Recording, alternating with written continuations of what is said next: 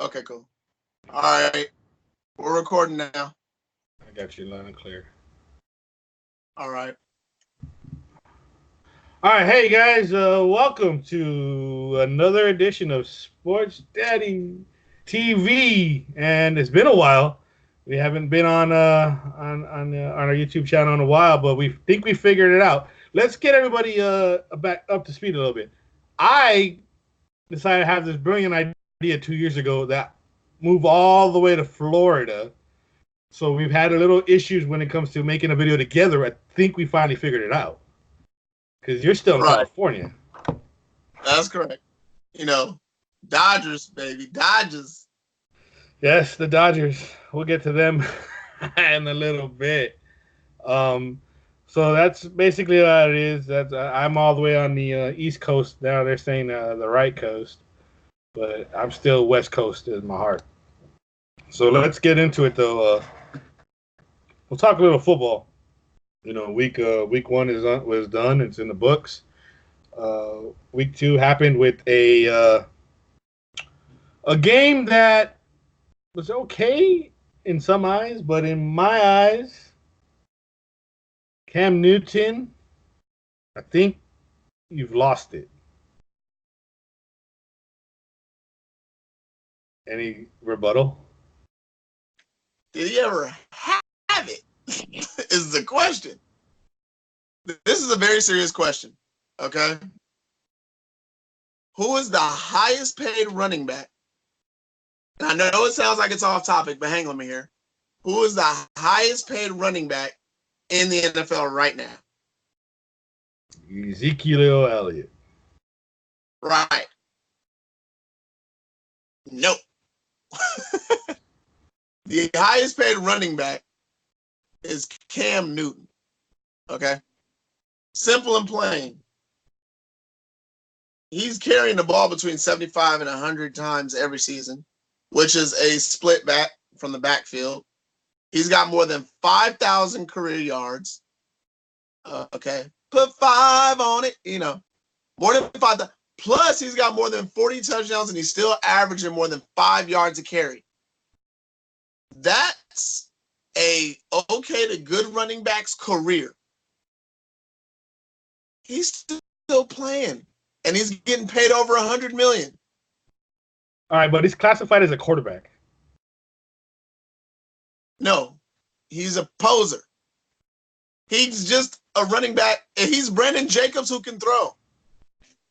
And if you guys don't remember who Brandon Jacobs is, big 6'5", 245, 250-pound running back. You guys don't remember him? You know, just saying. If Brandon Jacobs could throw a little bit, he'd be Cam Newton right now. Okay, so but let's get to the game though. Is it his shoulder? Do you think he's injured, or he's just not a good quarterback? Both. I think he's hurt, which is the reason why you're seeing his lack of mechanics. Still throwing off his back foot. He's still, oh my goodness, he's still throwing off his back foot. He doesn't know how to turn his hips on a follow-through throw to the left from a right-handed quarterback. His shoulders are off. His footwork is even off, like just completely. Normally his stance is what? But his front and back, they're not completely turned like this. He seems to be completely turned. His shoulder pads cuts off his peripheral from seeing the whole field. He is not a quarterback. Okay. He looks at the field like a running back does. So I think it's his shoulder though, because and it's not healthy. Because I watched the game on Thursday, and not only he missed a lot of throws. He missed a throw that the guy would have had at least a good 50 yards of a catch and run. It was like a 10-yard pass, and he overshot him. Greg Olsen had to actually turn back. The ball was so underthrown. He actually had to do an Odell Beckham. He was like this and catching the ball real quick. I mean, with one hand. It was Odell Beckham, like even Joe Buck said it on the radio on the game. But Other than that, he was. I mean, if it was either short, deep balls were short, fade routes were way off, either behind him or out of bounds, and he just didn't look right. I think it's his shoulder. I still think he's a quarterback. I know you don't think he's a quarterback, but I think the Panthers are in trouble. They lost 2 straight, and I think that's the blueprint now. Stop the run, stop McCaffrey, and then you got Cam ain't gonna beat you. One, this is a guarantee. The Carolina Panthers will be drafting a quarterback in the first 2 rounds this draft, regardless of whoever it is. They're most likely going to be eyeing that dude from Oregon. We'll see if we can get him. 2, statistically, Cam is an average running back. Statistically. Actually, if you look at his numbers, he's considered a great running back. Average more than 5 yards a carry. Has got over 40 touchdowns. Just saying. Also, I think they were saying that he had a foot injury, or he said he had a foot injury of some sort. Just looking at him throw and stand, he's not walking like he doesn't maneuver around the field the same. I think there's a serious problem with his left foot. Possible. I think that's a good. Yeah, he was saying his heel, but I think it's a shoulder. I think it's his rotator cuff. I think having shoulder surgery in January, it's only 9 months ago. Cleanup in January. You go into a procedure for a cleanup, and it's sometimes you find more than what you are expected to have. So maybe it was more a severe cleanup issue. Actually, I keep going with that, though. You want to say severe cleanup issue. How about the media severely lying about his injury? Maybe it wasn't a cleanup. Maybe it was a partial tear that needed to be. Same thing happened to Andrew Luck. For the first 8 weeks, he was horrible. Horrible. And now, well, he got back in a rhythm. But then again, Luck has the skill set and is a precision passer. Cam Newton is not. Right. He's more likely to be Ryan Fitzpatrick when he's completely healed than Cam Newton or Andrew Luck or whoever people think that Cam Newton is supposed to have been. A bigger version of Michael Vick? No. Michael Vick had a cannon of an arm, and he was accurate. You can ask Algie Crumpler. You can ask Warwick Dunn. You can ask, is it Jeffries? And you can ask Tony Martin. Ask how that ball spun and hit them gloves in them hands. Michael Vick is a Hall of Famer who's not in the Hall of Fame because of a dog issue. Yeah. Dog issue he went to prison for, by the way. Yeah, remember, it was his cousin Marcus Vick who answered the door when the cops knocked. He just happened to own the house. Yeah. Well, speaking of a little bit more takeaways from this game, referees, man, they had some blown calls this game. First off, have you ever seen a team get granted 2 consecutive timeouts? No, not on the same play. Do you know why? No. It's a delay of game penalty. So you cannot call 2 consecutive. There has to be 1 play made in between. Unless the only way it can be 2 consecutive timeouts is only if both teams take a 1 and a 1. You can do that. But kind of how like they do it in the NBA. But 2 consecutive timeouts it's a delay of game. So but they granted a timeout, so they stopped the momentum. For the Bucks were like granted 2 timeouts consecutively. Then they had to do a spotted foul. On that again, the Panthers didn't get a favor.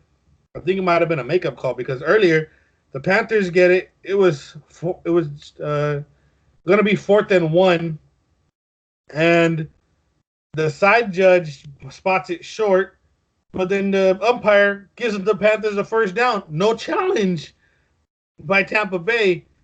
It was just like the refs, they had an off night. I mean, that crew, yeah, they lost chances of going to the Super Bowl with that game. I think, in my opinion. I would love to see. I would love to see them publicize a scoring of referee tandems to see who, kind of make it a little bit more fun for the fan, and then make it, I guess you can say, more incentivelative for the referees, so that way they know where they're at, so that way they can call a clean game, and then you might be able to eliminate some of the side betting between some of these referees who don't get paid. But I do feel you on the refs. I think when you have new rules, this happens almost every other year. When they add a major rule, it always takes 8 weeks, including the preseason, to kind of get it right, and then it goes away, and then it shows up one time in the playoffs that messes up the game. But that's neither here nor there. All right. Well, those are my little takes from so far. What's going on this week in football? What about you? What you got? To jump on the other side of the track, can we kind of give for Bruce Arians? The dude looks healthy. He's got his hat on, and I'm sorry for y'all who are not Cardinals fan, United, I'm not gonna understand. But he looks smaller. He looks healthy. He looks like he's in command of, when he's on the podium. 2 years ago, he looked really drawn out, just, and it's just nice to see him back. And Jameis Winston, through 2 games, looked horrible in one, looks improved in the second. I think when he gets used to this system, which normally takes a quarterback 5 weeks in this system, oh yeah. Big Ben's career went down after he left. Just saying. And then Todd Haley brought it back up to here, and now that Todd Haley's gone, Big Ben's down here. But I'm going to talk about that on ... But on the other note, question: how do you feel about Jameis? He needs to leave Florida. I was wondering if you had any missing crab legs, but since you say, Nah, he needs to go. He needs to leave Florida. He needs to. I think it's time to leave the state. I think he needs to go to a different team. He's been here too long. I don't mind him as a quarterback. I mean, Brian Leftwich seems to have something worked out with that guy, so he looked decent. But I mean, that's the quarterback coach or the offensive coordinator of Tampa Bay is Brian Leftwich. Yes, and the reason why that fit is kind of beautiful, and the reason why I don't see him leaving Tampa Bay now, is because him and Byron Leftwich have the same delivery. If you ever remember Byron Leftwich with the Jameis Winston has that same thing. I had that conversation with somebody. I don't remember who was saying that. He reminds me of a better Byron Leftwich. Wow. And now it's funny that he's recording. He needs to leave Florida. But, I mean, he's been here for a while. And I need my crab legs back, Jameis. My crab legs, man. But, speaking of which, there's a certain quarterback that I guess you need to apologize to. Okay, this isn't an apology. This is more of an acceptance letter, okay? Tom Brady, I have hated you for years. I still do. But I always give respect where respect is due. And the one thing I've always said about Tom Brady is that when it comes to the corporate intelligence of business, he's probably the best quarterback I've ever seen. He's found a way to manipulate the cap and through signing bonuses and getting his money. Then he has been worried about the longevity of contracts and the money all along. So saying that about Tom Brady, at years 39, 40, and now, I've never seen him play this well. You want to talk about the full development of a quarterback? When Charlie Weiss was there, yes, they were winning Super Bowls. We have to remember, top 5 defense, top 5 running game, top 5 offensive line, and one of the best kickers in the league. That's the reason why they won Super Bowls back in the day. Okay? That's Tom Brady with Charlie Weiss. Ball control and defense. There's a reason why Charlie Weiss is no longer there. Okay, let me stop you right there. They won Super Bowl because of Adam Vinatieri, buddy. That golden foot. Just don't get it twisted. Ain't nothing to do with no Tom Brady. I said the best kicker in the league. I said the best kicker in the league. I didn't get that. Now to go down the line now, man, just people don't realize how great Bill Belichick is. And you know what? I'm going to do an episode on Bill Belichick and Josh McDaniels on my own. I'm going to leave this to Tom Brady. Tom, I have never seen you been able to work the system that Josh McDaniels has developed for you over the last 10 years than I have over the last 3. But I figured out what happened and how he got here. When Peyton Manning went out a few years ago, he called Tom Brady and said, hey, you're a great statistical quarterback. You're this, you're that. Do me a favor, Tom. This is Peyton speaking. Peyton, man, you know how funny he is. You know, hey, Tom, do me a favor, man. Start reading your zones between 5 and 15 yards, and you'll never miss a pass based on your skill set.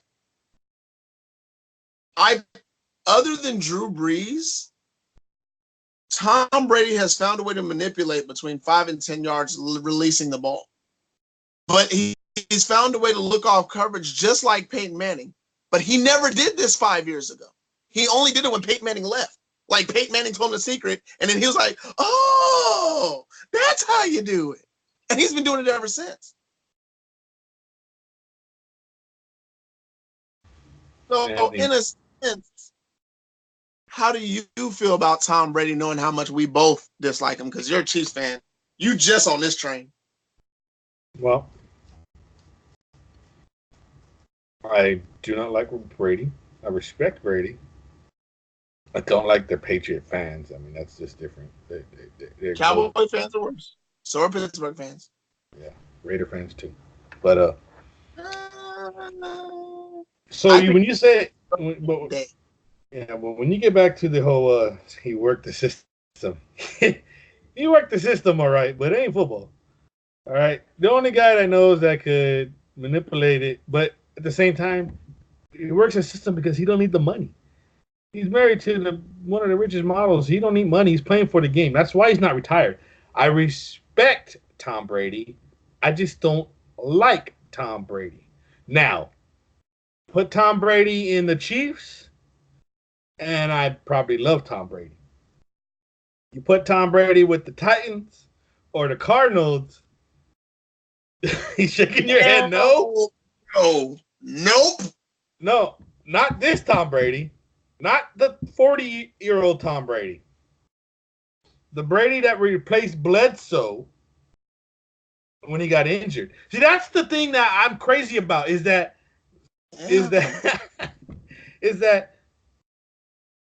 he came out of nowhere. But he's great. I give it to you. Josh McDaniels probably better than Weiss for him. I'll give you that one.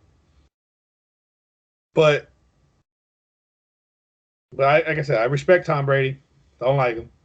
That's just how I am.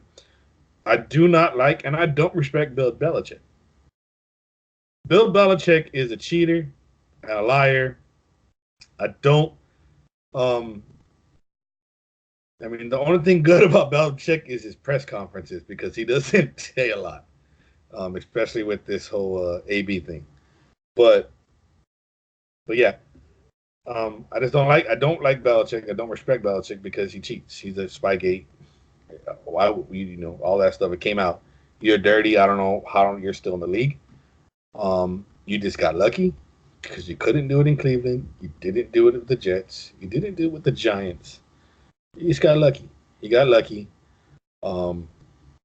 If it wasn't for his coordinators, you said it before, it wasn't for his coordinators, I don't think we talk about Bill Belichick. I don't think Bill Belichick is even in the same system as a Walsh or a um, Bill Cowher, I guess you would say, or those high, right? You don't get that, but that's just how I feel about that stuff like that. What any other topics you got? Well, you brought it up. I mean, now I'm not gonna say what my brother says, which if you're not cheating, you ain't trying. I don't like that idea. I never liked the thought, and I'm not even gonna say but. And I'm not gonna say but. When it comes to Bill Belichick, always has pushed the envelope with the politics. So it doesn't surprise me that he's cheated and kind of gotten away with it because he knows how to work the politics. Tom Brady is a cheater. Okay. Now this I will not get away from. He is a cheater. This is I can't even say how much I don't like Tom Brady for his arrogance and the way he goes about things. That's just who Tom Brady is. He's arrogant, he's pompous, but when he gets on camera, it's like he treats everybody like gold.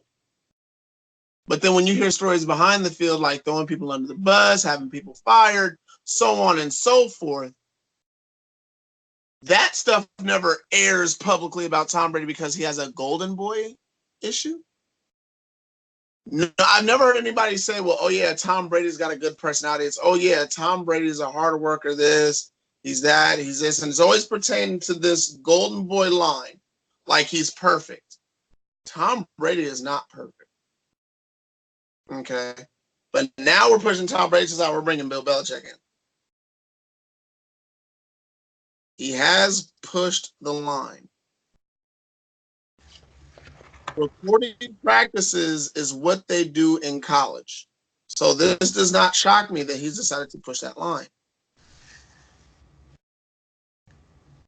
But when you work in an atmosphere, when your best coordinator is a corporate type, your boss is, I'm not going to say dope fiend, but I will say he's a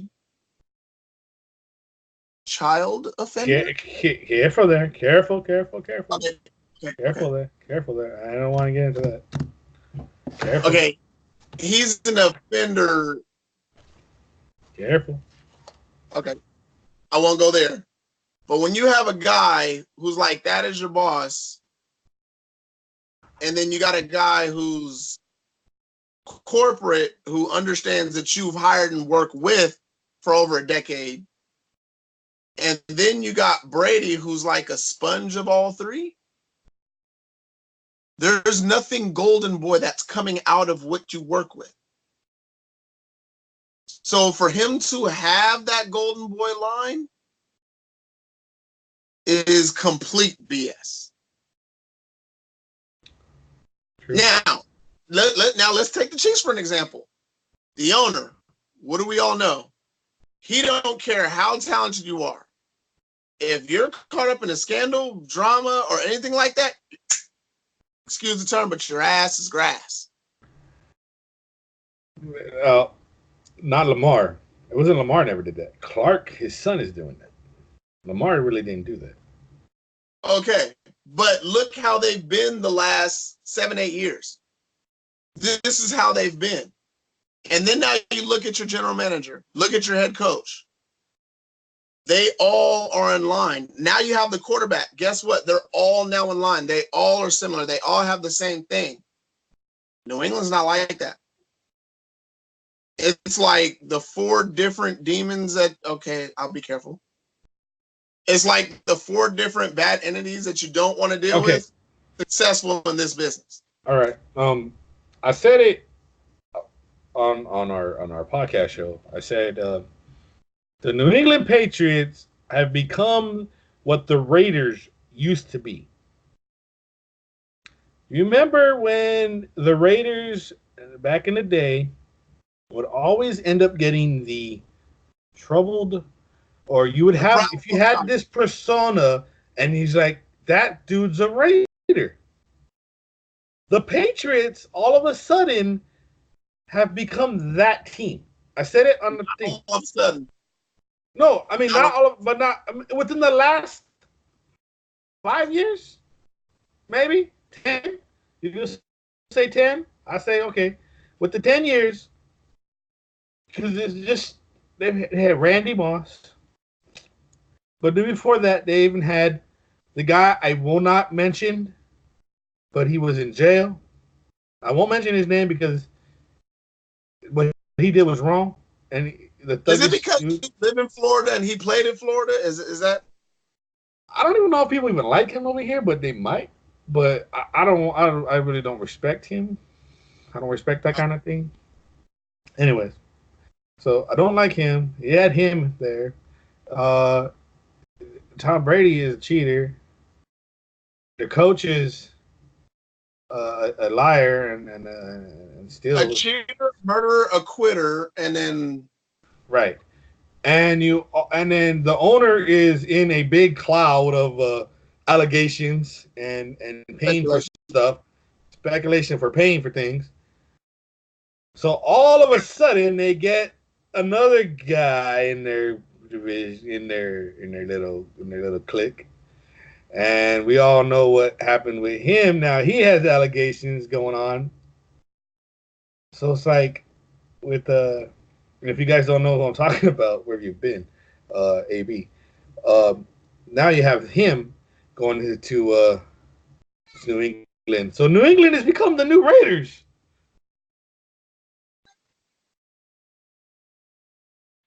You're shaking your I head. This is feel a video. I feel what you're saying, but I will have to say this: I would push them more, not from Oakland, but more like Detroit Pistons. They just got a bunch of bad boys. Bad boys. They just got a bunch of bad boys. I'll get to that in a minute. But speaking of Isaiah Thomas hits anything that moves, well, punches men and gets with women. Dennis Rodman is Dennis Rodman. Speaking of Dennis Rodman, if you haven't chance, check out that documentary 30 for 30. It was awesome. I watched it. It was pretty good. Really good. Read the book. I read the book in high school. I'm still a Dennis Rodman fan to this day. I don't care what that man does off the court. I saw what that man did on the court.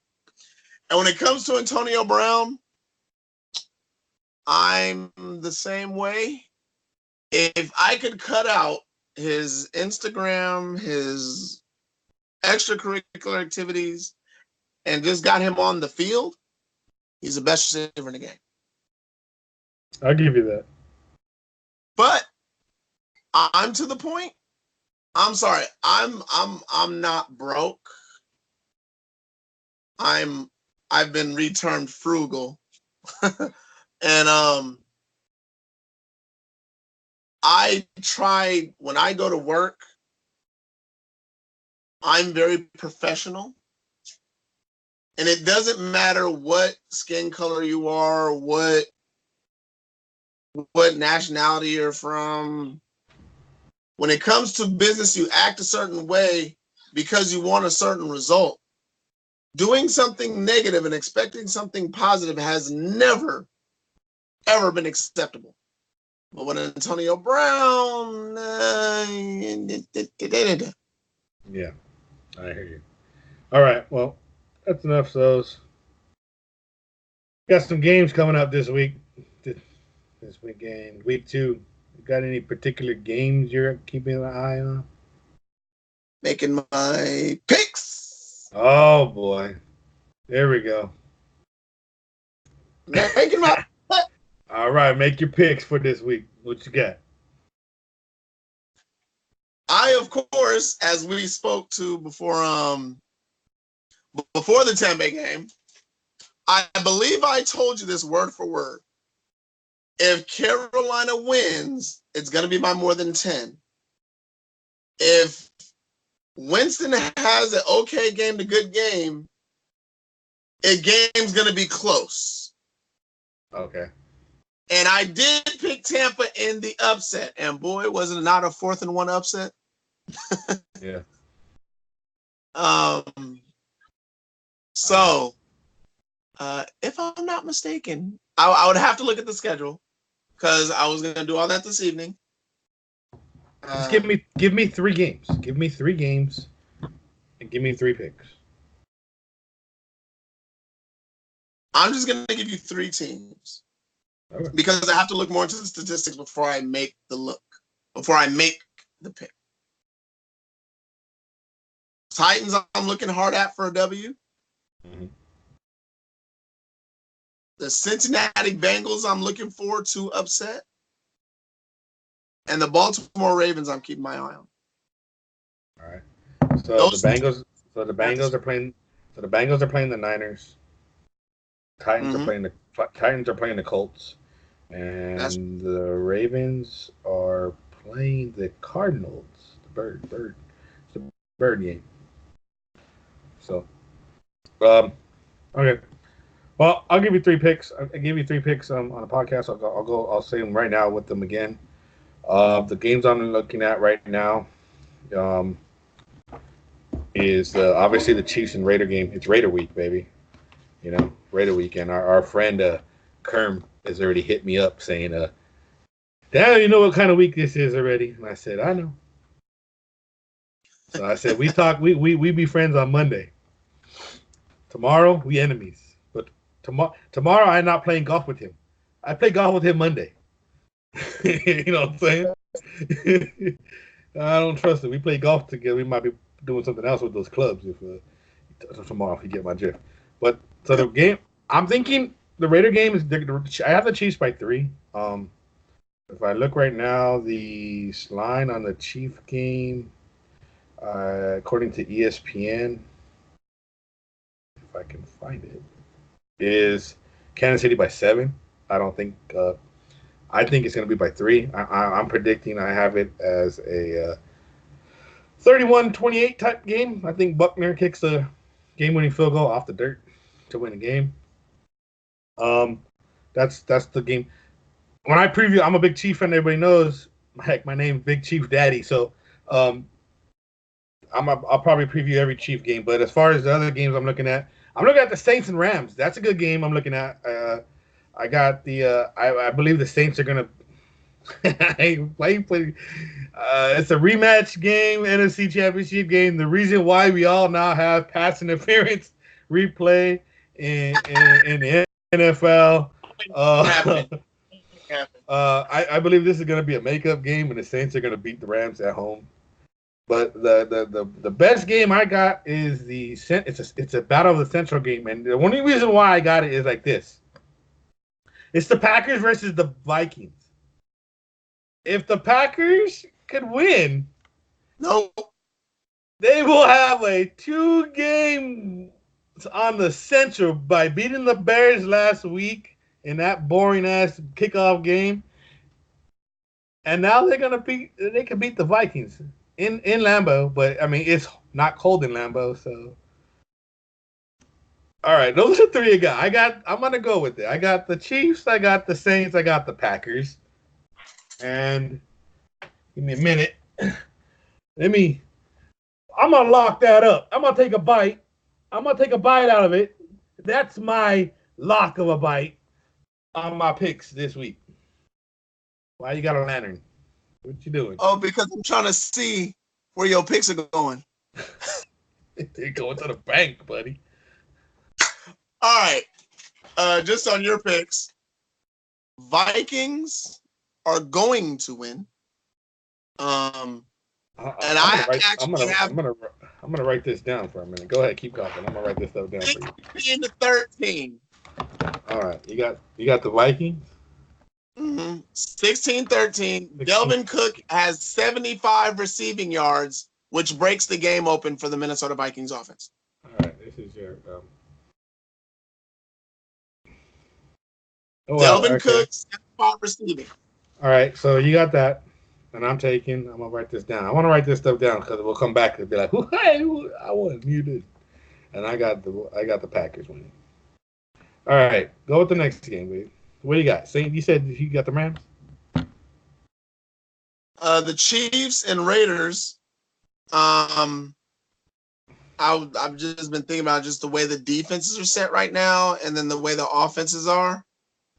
I can honestly say 34-31, because the lines are still stout, even though Steve Spagnuolo hasn't figured out his rotation yet. But trust me, he will. Yeah, 34-31. Mahomes. Mahomes gets that final drive win. All right. And then I'm going with, like I said, I was going with the Saints. I think it's a makeup game. You think you're picking the Rams?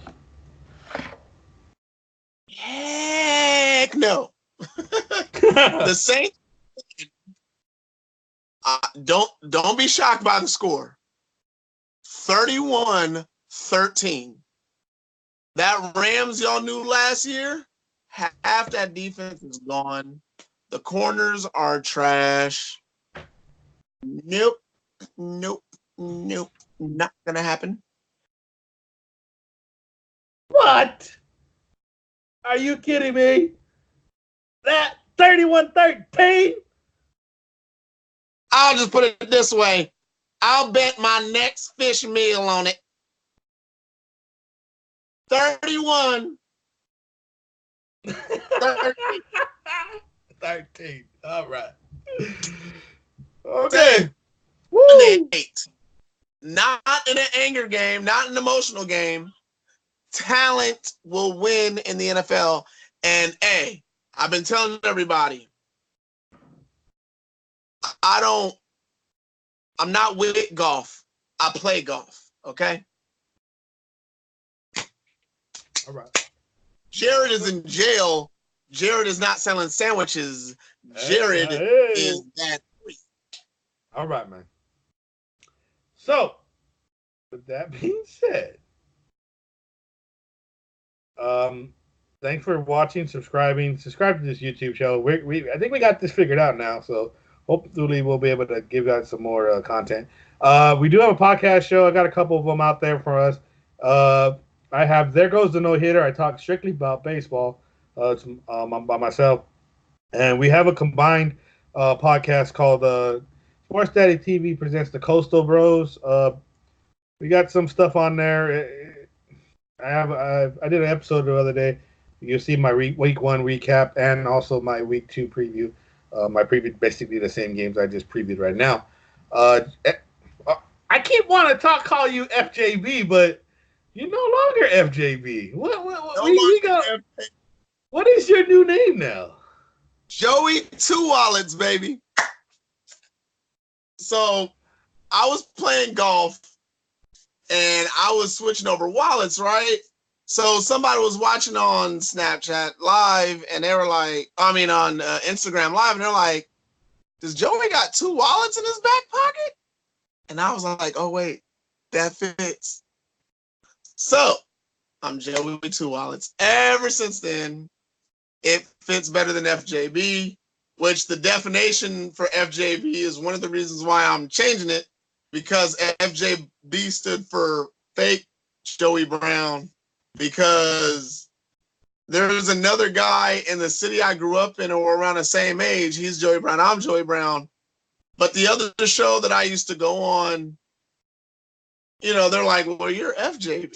He's a real FJB because he's a rap artist and he has albums out.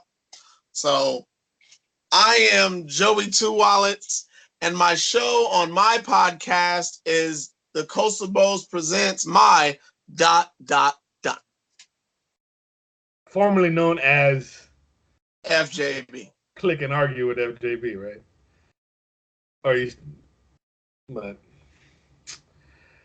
So yeah, those are our new shows, our podcast. Check them out. Subscribe YouTube. Subscribe on Spotify, Anchor, Spotify. Am I missing some? Apple Podcasts.